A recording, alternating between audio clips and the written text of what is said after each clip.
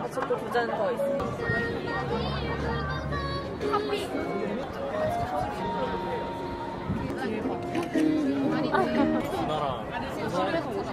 저거가 아니야 아까 모르겠구나. 엄마 집 돌아가시는 엄마 집.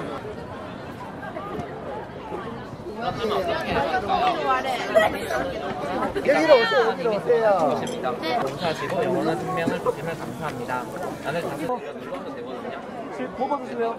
여러분 이거 작은 거 책자 한번 듣고 보면 어때요? 시간 되시는 분? 이거는? 나누기 하는 거. 분이 준비하신 놀라운 계획을 발견하기 원해요.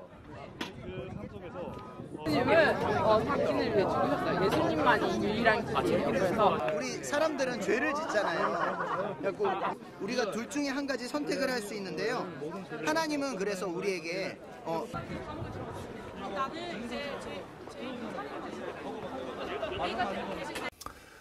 자, 오늘은 요한일서 두 번째 시간으로서 하나님의 사랑 안에 거함이라는 제목으로 말씀을 나누고자 합니다. 우리가 지난주에 하나님의 빛의 거함이라는 제목으로 말씀을 나눴는데요. 오늘 두 번째 시간으로서 오늘 본문은 요한일서 2장 28절로 29절이 되겠습니다. 우리 자막을 함께 보면서 우리 오늘 본문 말씀을 읽도록 하겠습니다. 요한일서 2장 28절, 자녀들아 이제 그의 안에 거하라. 이는 주께서 나타나신 바 되면 그가 강림하실 때에 우리로 담대함을 얻어 그 앞에서 부끄럽지 않게 하려 함이라. 29절, 너희가 그의 의로우신 줄을 알면, 너희가 그가 의로우신 줄 알면 의를 행하는 자마다 그에게서 난 줄을 알리라. 자, 이제 요한일서의 근본 주제는 2장 28절에 요약되어 있는데, 그것은 그리스도 안에 거함으로써 우리가 얻게 되는 확신을 말하고 있는 것이죠. 자, 이제 마지막 결론으로서 요한은 세 가지의 확실한 결론을 내고 있는데요. 이 서신의 결론은 첫째, 우리가 죄라는 것을 멀리해야 된다. 이 죄는 교제하는 삶을 위협하는 요인으로서 그리스도 안에 사는 믿는 자들은 죄를 멀리해야 된다. 두 번째는 믿는 자들은 하나님과 함께 사탄이 지배하는 이 세상의 조직과 대결해야 된다. 마지막으로 세 번째, 하나님이 육신을 입고 오셨기 때문에 그리스도를 바로 알고 그리스도와 사귀는 삶을 이제 누리게 된다라는 것이죠. 그래서 참 하나님이시여 영생이시기 때문에 그를 아는 자는 색다른 가르침, 이런 유혹을 물리쳐야 하며 우리는 사랑을 실천하면서 이 세상 가운데 살아야 된다라고 요한일서 이제 결론문을 말씀하고 있어요. 자, 오늘 우리가 요한일서 3장, 4장, 5절 말씀을, 중요한 말씀을 우리가 한번 나누면서 오늘 요한일서를 통해서 우리가 어떻게 세상을 살아가고 살아야 될 것인가, 또 우리가 어떻게 사단의 세력들을 대적해야 될 것인가를 우리가 한번 같이 나누는 그런 시간이 됐으면 좋겠습니다. 자, 먼저 3장 1절에서 3절을 보니까 삶을 정화시켜야 된다. 자, 1절, 보라 아버지께서 어떠한 사랑을 우리에게 베푸사 우리의 하나님의 자녀라 일컬음을 받게 하셨는가. 우리가 그러하도다. 그러므로 세상이 우리를 알지 못함은 그를 알지 못함이라. 사랑하는 자들아, 우리가 지금은 하나님의 자녀라.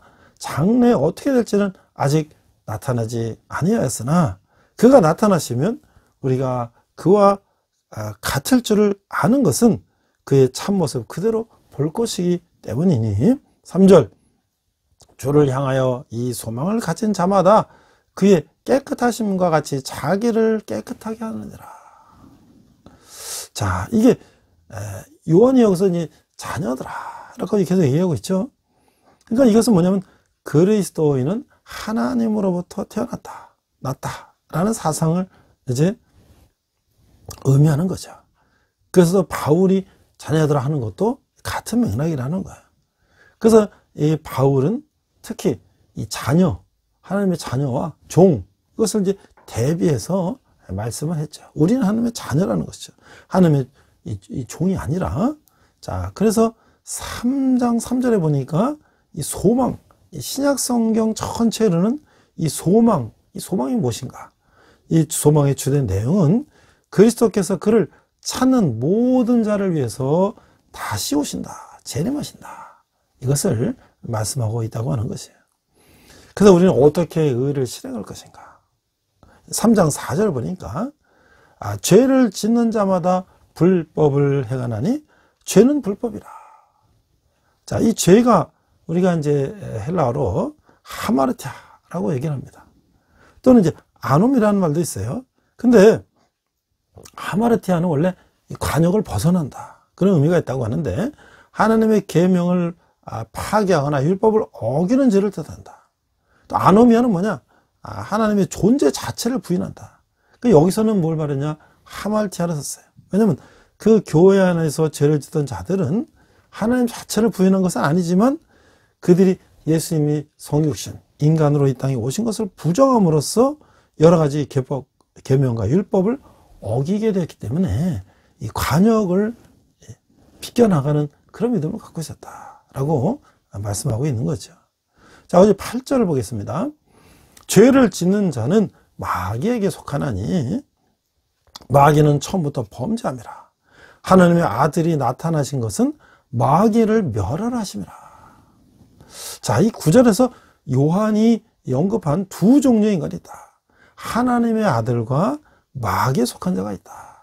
그래서 이게 예수님께서 하신 이 알곡과 가라지의 비유도 이제 이 두 가지를 설명하고 있죠. 그래서 하나님의 아들이 나타나신 것은 마귀를 멸하심이라. 그러니까 신약 성경에 나타나 있는 중요한 구절 중에서 그리스도의 역사를 마귀를 멸하는 것이다 라고 하는, 또 그렇게 우리가 생각할 수도 있죠. 자, 근데 복음서에서 있는 광야의 시험에 관한 이야기와 이것들을 비교하면 더 우리가 잘 이해할 수가 있다 라고 할 수가 있습니다. 3장 9절에 보니까 하나님께로부터 난 자마다 죄를 짓지 아니하나니. 자, 우리가 하나님께로부터 났다고 하는 것은 뭡니까? 이것은 그리스도인이 갖게 되는 새로운 존재의 기원이 하나님께 있다는 사실을 강조하는 것이죠. 그래서 하나님의 씨, 이거 우리 가운데 거하여 우리에게 생명과 힘을 주는 말씀을 가리키고 있다는 것이죠. 우리 3장 13절에서 14절 보니까 우리는 이제 진리와 사랑을 실천해야 된다. 16절, 그가 우리를 위하여 목숨을 버리셨으니 우리가 이로써 사랑을 알고 우리도 형제들을 위하여 목숨을 버리는 것이 마땅하다. 그래서 이것은 바로 요한복음 3장 16절, 하나님이 세상을 이처럼 사랑하사 독생자를 주셨으니 저를 믿는 자마다 영생을 얻을 것이다. 이 말씀과 함께 하나님의 위대한 사랑의 선언이다.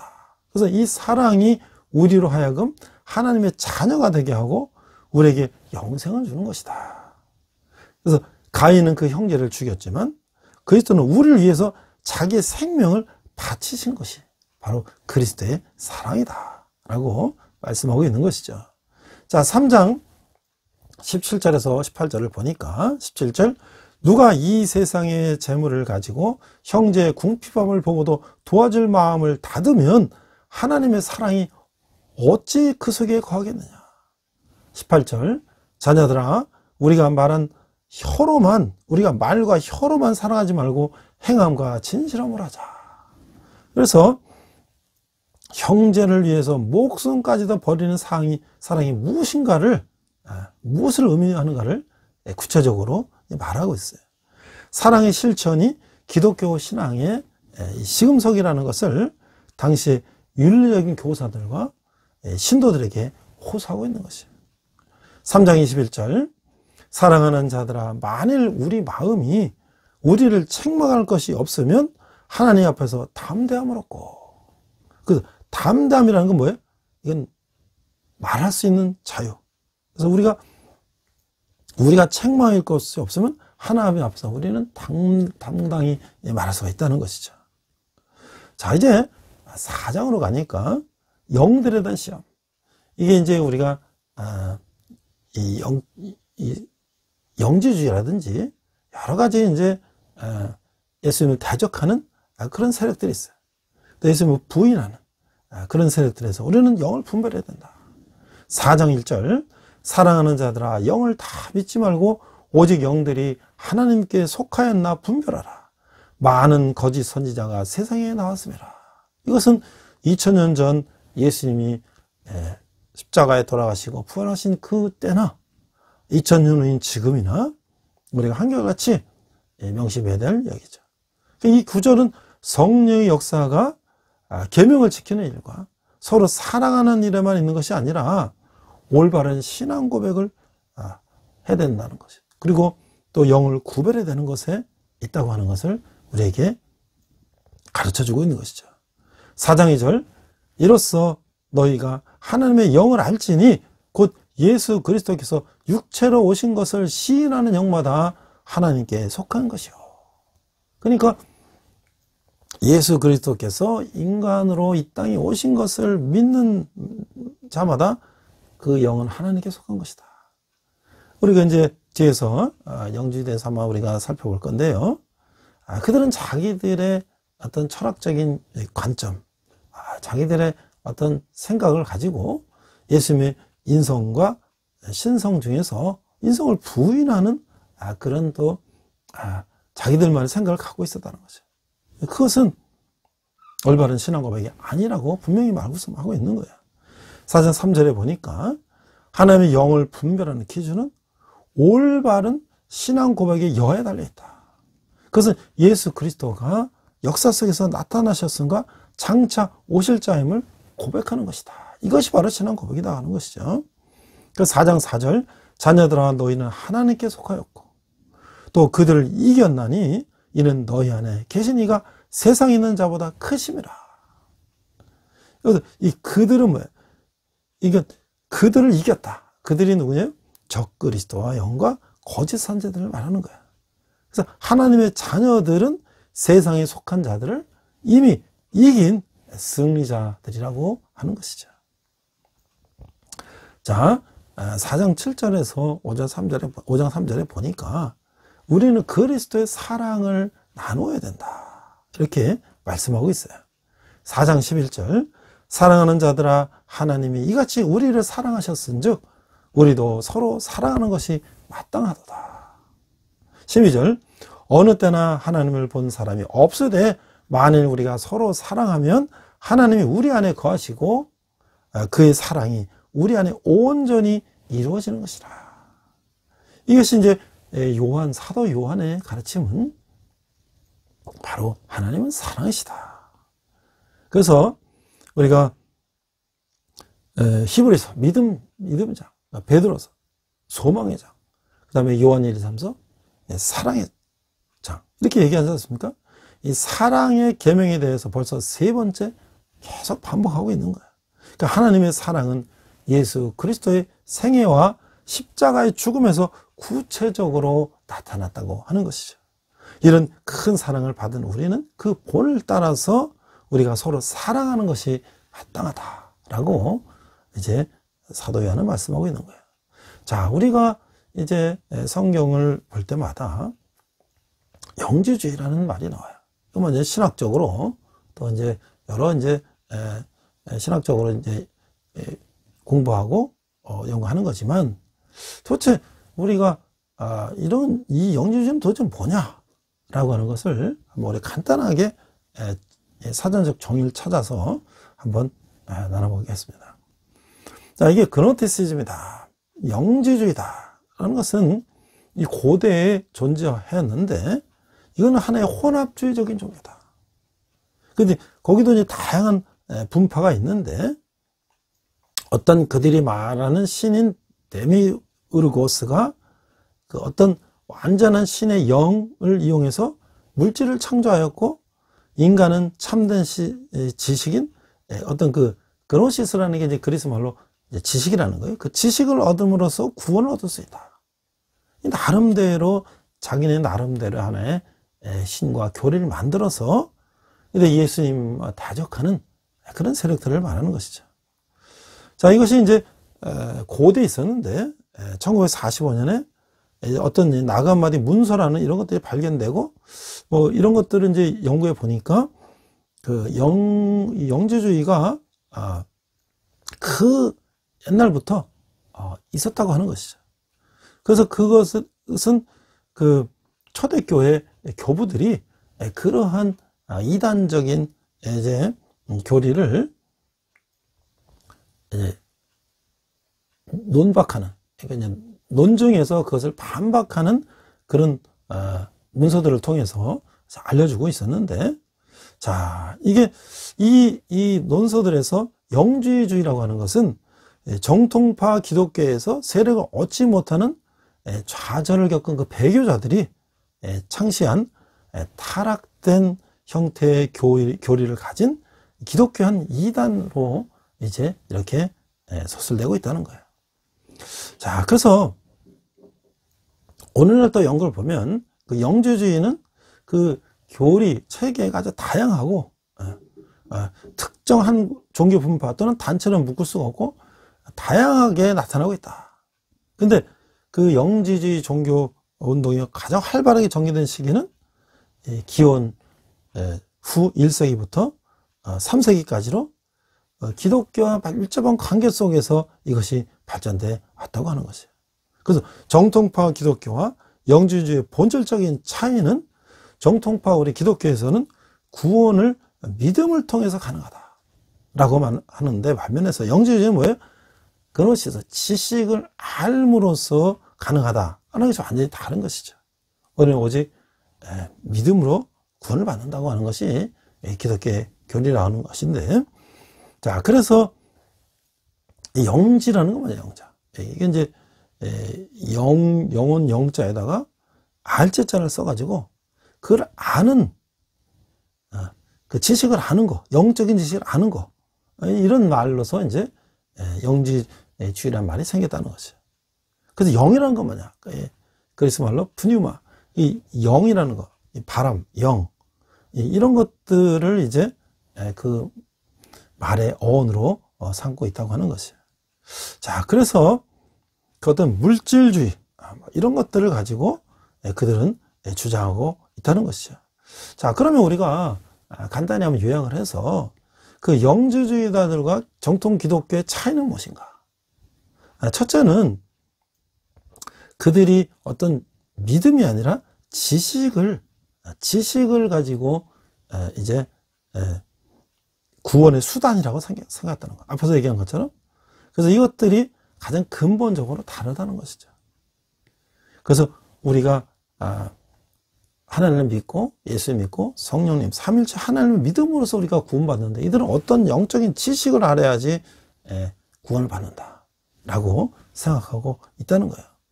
그 다음에 또 한 가지는 이것은 상당히 혼합주의적인 종교적인 성격을 갖고 있는 것인데, 이 영지주의는 윤회를 믿는다. 윤회라는 게 뭐야? 지금 힌두교나 불교에서 사람이 죽으면 다시 태어난다, 이런 것이지 않습니까?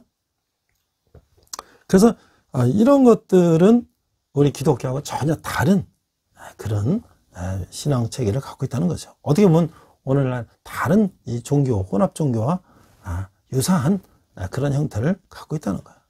그러니까 결론적으로 이 영지주의자들은 예수님을 거짓 메시아다라고 생각할 수밖에 없었다는 거예요. 그래서 그들은 이제 오히려 이 세례 요한을 중시했는데, 이들은 예수님이 세례 요한이 위탁하여서 맡긴 가르침을 타락하고 변질시켰다, 이렇게 이제 주장하고 있는 거예요. 그래서 우리가 조금만 이제 사전이나 이런 것들을 찾아서 보면 얼마나 이게 이 기독교 교리와 벗어나 있는 그런 이단인지를 우리가 알 수가 있죠. 그래서 이것들이 이제 3세기에 이르기까지 로마 제국과 또 이 고트적 점령지, 또 이 페르시아, 뭐 이런 지중해, 중동 이런 식으로 이제 이게 점점 발전되어 왔다는 거예요. 결국은 나중에는 4세기에는 많은 또 이 영주자들이 이슬람으로 또 개종하고, 또 이들이 이제 유럽의 또 영주주자들은 이 십자군 운동으로 또 수가 감소되고, 또 그들은 또 소수의 만다야교 뭐 이런 식으로 해서 그 명명을 이어지고 있는데, 그래서 이제 19세기 후반과 20세기 유럽과 북아메리카에 있던 많은 그 밀교, 신비주의 종교 뭐 이런 데 영향을 미쳤다고 하는 거예요. 그래서 우리가 이런 이단을 바라볼 때에 우리가 우리 이 기독교의 가장 기본적인 성경 말씀을 통해서 우리가 정확한 이 교리를 안다면 그거에 벗어나 있는 이제 다른 이단들을 우리는 구별할 수가 있다는 거죠. 지금 가장 핵심적인 몇 가지 사항을 제가 말씀드렸는데, 그것만 봐도 이게 얼마나 우리가 정통 기독교와 멀리 벗어나 있는 건지를 우리는 알 수가 있는 것이죠. 오늘날 그와 같은 부류의 이단들이 우리 주위에는 많이 있다고 하는 것이죠. 그런데 그것들을 우리가 영을 분별하라.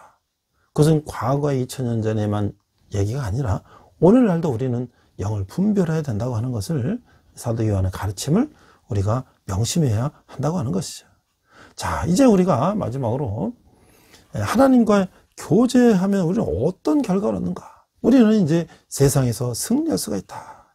자, 5장 5절 예수께서 하나님의 아들이심을 믿는 자가 아니면 세상인 이기는 자가 누구냐 이거죠.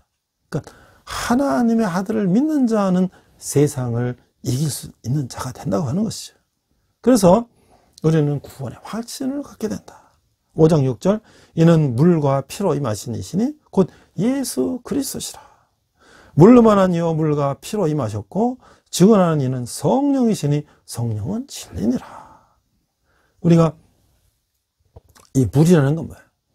예수님이 요단강에서 세례받았던 그 사건을 얘기하고 있어요. 그러니까 죄 없는 하나님의 아들이 세례를 받은 것은 그러니까 참 인간이셨고 모든 인간을 죄를 대신 지셨다는 것을 말하고 있다고 하는 것이죠. 또 이 피는 뭐예요? 피는 속죄의 피. 우리가 구약에 보면 죄를 회개할 때 짐승의 피를 가지고 우리가 회개하지 않습니까? 그러나 이제 곧 예수께서 우리 죄를 대신해서 십자가에서 피를 흘리셨다. 또 물과 피로 임하셨다. 그래서 다시 이것을 반복했는데 예수님이 오신 물로 오신 인간을 보는 거짓 교사의 그르친 가르침을 물과 피로 임하셨다라는 것으로 이제 그릇된 생각을 염두에 두고 이런 표현을 하셨다는 거예요. 자, 5장 8절에 보니까 성령과 물과 피라. 또한 이 색은 합하여 하나이니라. 우리가 이제 교회 생활할 때에 이 성령과 물과 피가 이제 구체적인 증거로 우리에게 나타나고 한다는 것이죠. 즉 성령의 감화를 받고 우리는 또 물로 세례를 받고 그래서 우리가 거듭나고 근데 주님의 만찬, 성만찬에 참여하여 십자가의 피를 나누는 것은 우리가 정말 예수님과 하나가 되는 것이다 라는 것을 말씀하고 있다고 하는 것이죠. 5장 11절에 보니까 또 증거는 이것이니 하나님이 우리에게 영생을 주신 것과 이 생명이 그의 아들 안에 있는 그것이니라. 영생을 주셨다. 영생은 하나님의 아들 안에 나타나고 있다고 하는 것이죠. 따라서 영원한 생명을 얻는 길은 하나님의 아들이신 예수 그리스도를 믿는 길뿐이다 라고 말씀하고 있어요. 자, 이제 또 우리가 마지막에 기도를 말하고 있어요. 5장 14절에 보니까 그를 향하여 우리가 가진 바 담대함이 이것이니 그의 뜻대로 무엇을 구하면 들으심이라. 그래서 이제 우리가 하나님의 자녀가 됨으로써 하나님의 응답을 기대하기 위한 기도를 할 경우에 그 뜻을 알고 그 뜻에 맞도록 우리는 이제 구해야 한다고 하는 것이죠. 5장 16절 누구든지 형제가 사망에 이르지 아니하는 죄에 범하는 것을 보거든 구하라. 그리하면 사망에 이르지 아니하는 범죄자들을 위하여 그에게 생명을 주시리라. 사망에 이르는 죄가 있으니 이에 관하여 나는 구하라 하지 않노라. 자, 이게 사망에 이르는 죄는 뭘까요? 유대인들은 의도적으로 신성을 모독하는 죄를 무지나 부지르려는 죄와 구별해서 용서할 수 없는 죄로 규정했다고 하는 것이에요. 그런데 여기서 우리는 사망에 이르는 죄는 당시에 성행했던 거짓 교사를 쫓는 그런 죄를 의미하고 있다고 하는 것이죠. 5장 17절 모든 불의가 죄로서 사망에 이르지 아니하는 죄도 있다다. 그러니까 불의한 죄라고 하더라도 회개하고 그리스도 안에 거할 때 하나님의 은사로 영생을 얻고 사망에 이르지 않는다라고 하는 로마서의 말씀도 이제 이것을 증명하고 있죠. 그래서 불의가 죄지만 죄로되 하나님 자신이 의로운 자체이기 때문에 이 불의한 이 죄라는 건 뭐냐면 하나님을 쫓지 않는 모든 말과 행동을 말하고 있다고 하는 것이죠. 자, 이제 관습에 대해서 우리는 해방되어야 된다. 5장 18절 19절 보니까 하나님께로부터 난 자는 다 범죄하지 않은 줄을 우리가 아노라. 하나님께로부터 나신 자가 그를 지키심에 악한 자가 그를 만지지도 못하느니라. 19절 또 아는 것은 우리는 하나님께 속하고 온 세상은 악한 자 안에 처한 것이며. 자, 우리가 이 18절 19절에 보면 우리가 전혀 죄를 짓지 않는 것이 아니라, 않는다는 뜻이 아니라 사망에 이르는 죄를 범하지 않는다는 뜻으로 우리는 생각해 봐야 된다고 하는 것이죠. 5장 20절 이제 마무리합니다. 또 아는 것은 하나님의 아들이 이르러 우리에게 지각을 주사 우리로 참된 자를 알게 하신 것과 또한 우리가 참된 자 곧 그의 아들 예수 그리스도 안에 있는 것이니 그는 참 하나님이시오 영생이시라. 자, 이제 그리스도인의 신앙은 생명의 말씀이자 영원한 생명이신 예수 그리스도와 관계를 맺는 것이다. 그래서 온 인류는 그리스도의 성육신으로 말미암아 하나님을 알게 되었고 그와 더불어 진정한 교제를 나눌 수가 있게 되었다. 그래서 이런 사실을 알고 있는 요한은 당시 이 거짓 교사들이 허황된 가르침을 분명하게 반박하고 있는 것이에요. 그래서 하나님은 그의 아들 예수 그리스도를 통해 역사 속에 구체적으로 나타나셨고 지금도 우리에게 지각을 주사 참된 삶을 살 수 있도록 우리와 함께 하시는 분이시다. 따라서 예수 그리스도가 하나님의 아들이심을 믿는 자만이 하나님을 진정으로 아는 자다. 앞에서 이 영지주에 얘기했지만 그들이 아는 지식을 통해서 이제 구원을 받는다 것이 아니라 우리가 예수 그리스도를 통해서만이 구원을 받는다고 하는 것을 우리가 정확히 알고 또 그런 말미암아 우리가 이런 악한 세력들을 대적하고 결론적으로 우리는 이 세상을 사랑하며 그리스도께서 이 세상을 사랑한 것 같이 우리도 이 세상을 사랑하며 살아야 한다고 하는 것이죠. 자, 이제 제가 자료를 하나 보니까 이 포스트 모더니즘 사회에서 이 성도들의 삶이라고 하는 것을 이제 한번 생각해 보는데요. 이런 책이 있습니다. 교회답지 않은 교회, 이 떠나는 성도들. 자, 이 포스트 모더니즘이라는 게 뭡니까? 이 모더니즘이라는 것은 과학과 질서와 어떤 그런 체계, 이런 전통, 이런 것들을 이제 강조하는 세계가 있었는데, 그 이후에 그런 것들을 이제 넘어서 모든 것이 자유, 또 누구나 다 존중받고, 누구나 다 최고다. 이런 이제 상당히 개인주의적이며 어떤 전통을 이제 새롭게 넘어서는 그런 사고가 팽배했죠. 그래서 그걸 우리가 이제 포스트 모더니즘 시대라고 하는데, 자, 최근에 보면은 갤럽 연구소에서 발표한 걸 보면 지금은 이제 코로나 이후에 더 이제 이것이 심화가 됐을 거라고 생각이 들어요. 포스트 모더니즘 시대에 보면은 종교 없음, 이런 사람들이 많다는 거야. 그래서 한 1,500명을 조사했는데 비종교인의 비는 50%, 한 절반이 종교가 없다.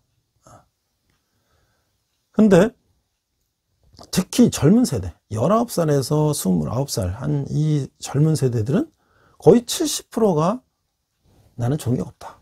이렇게 이야기하겠다는 거야. 그런데 이 종교가 없다고 하는 사람들이 관심을 갖고 있는 종교는 뭐냐 하니까 불교가 한 25%, 천주교가 한 18%, 개신교가 한 10% 정도라는 거야. 이게 상당히 이게 개신교 입장에서는 충격적인 거죠. 미국도 크게 다르지 않다는 거야. 그러니까 우리나라가 상당히 여러 가지 이제 분야에서 선진국의 그 어떤 의식을 많이 갖고 있는 거예요. 타임즈는 이것이 우리의 삶을 바꾸는 10가지 큰 흐름의 하나로 분석을 했다는 거예요. 자, 교회는 왜 성도를 잃고 있으며 어떻게 다시 그들이 돌아올 수 있을까? 이것이 오늘날 이 포스트 모더니즘 시대에 이제 많은 이 교회답지 않은 교회, 그래서 그 교회를 떠나는 성도들이 증가하고 있다. 자, 그래서 이 책은 교회가 교회답지 못해서 사람들이 떠나고 있는 이 현실을 날카롭게 지적하고 있어요. 근데 이게 비판에 그치지 않고 교회가 교회다워질 수 있는 방안을 제안해 주고 있는 거죠. 이 저자인 제임스 에머리 화이트 목사님은 미국 노스캐롤라이나주의 살럿에 있는 맥클런버그 커뮤니티 교회를 창립했어요. 그는 믿지 않는 자들을 향한 전도를 통해서 교회 성장의 한 70%를 일으켰다라는 그 열정과 그런 경험을 바탕으로 사람들이 교회를 떠나는 이유에 대해서 여러 가지 분석을 하고 있는 거예요. 그래서 그 일부에서는 종교 없음을 표시하는 그 무신론자들에 대해서 어떻게 그들을 이해할까? 라는 것들을 이야기하고 있어요. 자, 그들이 왜 종교가 없이도 살아갈 수 있나 하는 그 이유를 설명하고 있는 거예요. 또한 이 비기독교인들의 증가 현상과 관련해서 교회에 몸담고 있거나 교인이라면 누구나 직시해야 될 이 기독교의 문제점들을 일깨워주고 있다는 것이에요. 오늘날 우리가 교회 문제를 어떤 것들을 지적하고 있습니까? 어떤 지나친 권위주의자, 또 교회가 너무 세상과 단절되어 있고, 또 너무 부흥 성장 위주로 간다든지, 또 너무 교회가 이 돈을 또 너무 강조하는 그런 교회들, 또 특히 이제 목회자나 교회 지도자들의 어떤 타락성, 이런 여러 가지들이 과거에는 교회가 시대를 이끌어갔는데 지금 오히려 교회가 시대에 뒤떨어지는 듯한 모습을 보이고 있는 것들을 이제 우리가 그냥 생각만 해도 우리가 지금 이런 여러 가지 이야기들 할 수 있지 않습니까? 자, 그러면 이제 두 번째 2부에서는 그 비기독교인들을 다시 교회로 돌아오게 하는데 어떻게 하면 좋겠나? 이 저자는 은혜와 진리가 공존하고, 굉장히 아주 원론적인 얘기예요. 영성과 종교를 함께 아우를 수 있도록 교회가 먼저 자기 혁명을 완수해야 된다. 먼저 교회는 세상이 볼 때 당당할 수 있는 대명분에 걸맞는 사역을 해야 된다. 교회가 사회를 위해 유익하게 할 때 그것이 사람들과의 접촉점이 될 수가 있다. 그래서 저자는 교회가 순수함을 잃지 않아야 하며 그 가운데 다른 교회들과 하나로 연합되어야 된다. 자, 교회는요, 정말 교회의 그 순수함을 잃지 않고 세상을 향해 나가야 된다는 것이죠. 그래서 최근 불신자들이 기독교 종교를 받아들이는 과정도 시대에 따라서 변화되고 있다고 하는 것이죠. 이 2000년대 이후에 개인주의 또는 포스트 모더니즘에 영향을 받은 그 무종교인들이 교회의 대외적인 그 활동을 통해서 기독교 공동체에 들어오게 된다고 설명하는 거예요. 우리도 주위에서 이제 그런 것들을 많이 봤죠. 뭐 가난한 이웃들을 위해서 도시락 봉사를 한다든지, 또 연탄도 이런 배달 봉사를 한다든지, 또 뭐 헤비타트 집을 지어주는 그런 봉사를 한다든지, 이런 이 우리 이웃과 이 사회를 이롭게 하는 그런 감동받을 수 있는 그런 행동을 통해서 기독교 정신을 알리는 시대가 됐다. 그래서 이제 이 책을 번역한 우리 김일우 목사님은 한국 교회도 그런 면에서 그리스도의 십자가를 과거처럼 선포하는 것이 아니라 사람들이 십자가를 주목하도록 복음 전파의 과정을 재별할 필요가 있다. 그러니까 우리가 오늘 사도 요한이 우리에게 어떤 말씀을 전하고 있어요? 하나님은 사랑이시다. 예수님이 이 땅에 오셔서 십자가에 돌아가신 사랑을 실천하신 것을 우리가 세상 가운데 그것을 실천해야 된다. 그래서 저도 오늘 우리 대학생 선교회 이제 사역하는데, 우리가 이제 조그만 헌금을 이제 간사님 두 분한테 보냈어요. 근데 그분들이 이 코로나 시기에도 우리 대학생들을 어떻게 그들을 선교하려고 여러 가지를 이제 애를 쓰고 있는데, 최근에 이제 하나의 사례로서 이 붕어빵 선교라고 해서 붕어빵 선교. 그래서 겨울에 이제 붕어빵을 학교에서 이제 만들어가지고 기계에다 붕어빵 만들어 나눠주는 거예요. 우리가 이제 그 길거리에 가면 겨울에 이제 추울 때 붕어빵 그 사 먹고 그러지 않습니까? 그래서 이게 추운 날씨에도 그 CCC 간사님과 동아리원들이 직접 붕어빵을 구워서 나눠주는 거예요. 그러니까 그 참 거기 따뜻하게 팥죽이 들어가 있는 그걸 먹을 때 우리 그 동심에 돌아가고 참 그 따뜻한 마음이 있죠. 그래서 여러 가지 전도 방법을 하지만 또 한편으로 이러한 붕어빵을 나눠주는, 거기는 뭐 교회를 다 안 나가던 그냥 지나가는 학생들에게 그걸 나눠주면서 선교할 때 그들이 훨씬 이 사랑을 느낄 수 있다는 거죠. 그래서 거기 보니까 뭐 슈크림이라든지 뭐 팝도 있고 뭐 이렇게 해서 또 거기다가 이제 뭐 미션도 준다는 거야. 그래갖고 뭐 이제 성경 이런 것도 이제 나눠주고 말이죠. 또 그것도 한번 읽게 하고 말이죠. 이렇게 하면서 그걸 했더니 줄을 서가지고 그 붕어빵 받는 대열에 서 있다는 거야. 그런 면에서 보면은 많은 기독교 단체들이, 우리 특히 이제 대학생 선교 단체들이 많은 이제 어떤 새로운 시도를 하는데, 정말 오늘날에 이 젊은이들, 특히 캠퍼스에서 대학생들 선교하는 이런 CCC라든지 이런 이제 기독 동아리들이 새로운 시도를 함으로써 이 교회가 이 젊은이들에게 거리낌 없이 그냥 어떤 선입견 없이 하나의 붕어빵이라는 그런 그 추억, 맛있는 따뜻한 사랑, 그런 걸 가지고 접근했을 때 그들이 이제 자그마한 그런 붕어빵을 통해서 그 사랑을 조금이나마 느낄 수 있다면 우리가 복음을 전파하는데 굉장히 새로운 어떤 그런 돌파구를 마련할 수 있지 않을까, 그런 생각이 듭니다. 그래서 저도 우리 간사님들이 그 재료를 사고 또 그것을 이렇게 만들어서 나눠줄 수 있는데 조금이나마 그런 후원을 했습니다. 우리가 앞으로 이 사랑을 어떻게 우리가 실천해야 될까? 과거에 우리가 해왔던 그런 방식에서 새로운 포스트 모더니즘 시대, 새로운 시대에 맞는 또 새로운 전도 방법은 무엇일까? 또 우리가 과거에 해왔던 이 전통적인 방법이나 생각이나 사고를 우리는 어떻게 새로운 시대에 맞게 전환해야 할 것인가? 이게 오늘 사도 요한이 2000년 전에 이 성도들에게 말씀하셨던 말씀을 오늘 다시 한번 그 말씀을 재해석해서, 첫째는 우리가 이단을 물리쳐야 하며 예수님의 사랑을 우리가 확신하고 또 그것을 세상에 나아가는, 지혜롭게 나아가는 그런 우리들이 돼야 될 것을 오늘 깨닫고 기억하고 실천하는 그런 시간이 되길 주님의 이름으로 축원합니다. 기도하겠습니다.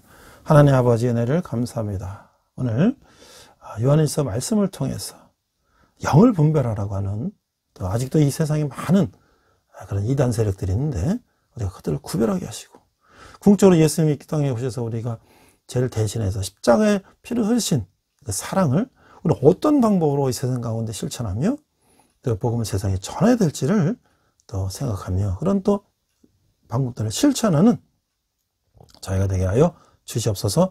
감사드리며 예수님 이름으로 기도했습니다. 아멘.